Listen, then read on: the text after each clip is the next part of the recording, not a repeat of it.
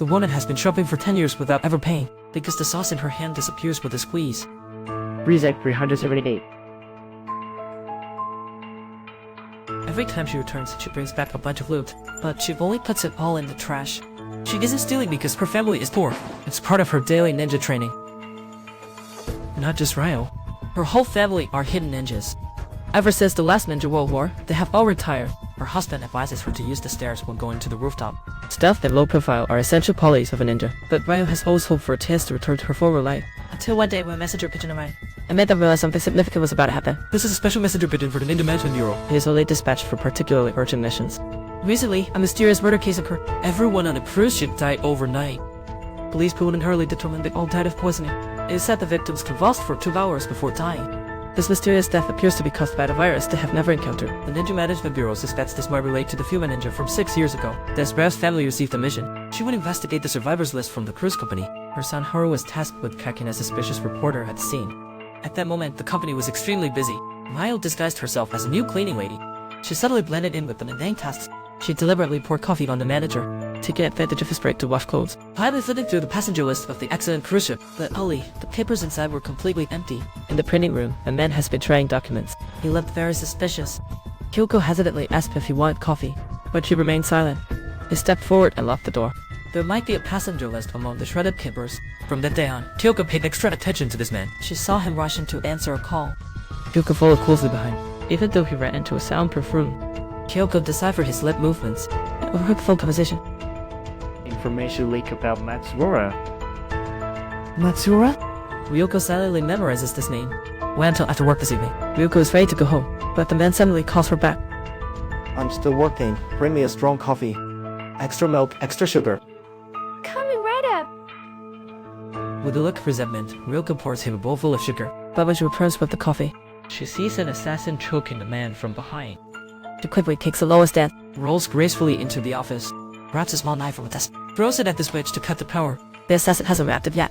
Ryoko has already covered her face. Pick up the candy to create a diversion. Redirecting the assassin's attention, Ryoko leans forward, ready to ambush. But at that moment, her husband's call comes through. The slight vibration alerts the assassin. Luckily, Ryoko uses a swift kick. Directly hits the assassin's vital spot.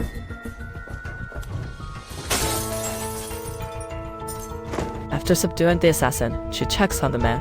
Unfortunately, he's lost his breath. Then the assassin suddenly jumps off the window to escape. It turns out he was just pretending to be unconscious. The Ninja Management Bureau sent someone to clean up the scene. Because their primary mission is to keep the ninja profession hidden from the public, they've identified a man named Matsuura, working at a travel agency.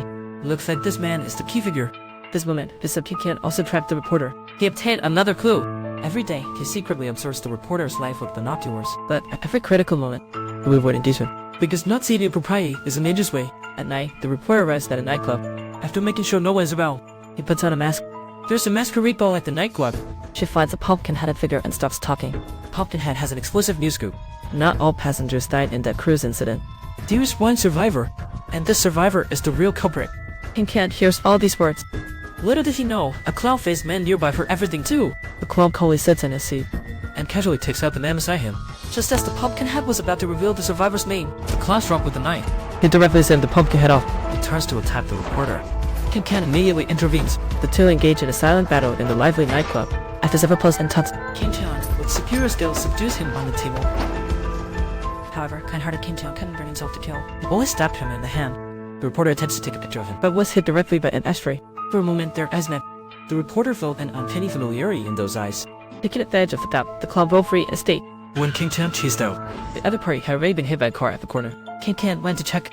The deceased swarm had no injuries. Indicating it wasn't the attacker from earlier. The other party could perform a substitution technique in a short time. He must also be a ninja. The real clown had bandaged his wounds and escaped by bike. By the next day, the reporter approached Kim-chan. It turned out she recognized him from yesterday's case. She realized he was the one who saved her, since they both wanted to know the truth of the cruise case.